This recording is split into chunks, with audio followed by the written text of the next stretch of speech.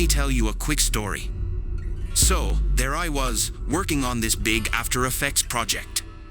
Everything was going smoothly until I hit a frustrating roadblock.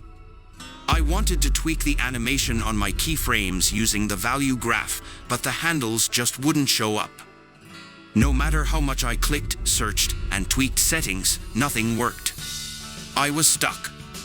I felt like I was missing something obvious, and I knew this had to be a simple fix. But what was it? Then, I found the solution, and it was right under my nose the whole time. Here's the fix. All you have to do is this. Right-click on the position property for the layer you're working on. Select Separate Dimensions. And just like that, the X and Y values are separated, and suddenly, those elusive keyframe handles appear. Now, I can manipulate the graph exactly how I want. And that was it, a simple solution that saved me tons of time. So if you're ever stuck like I was, now you know what to do. Thanks for watching.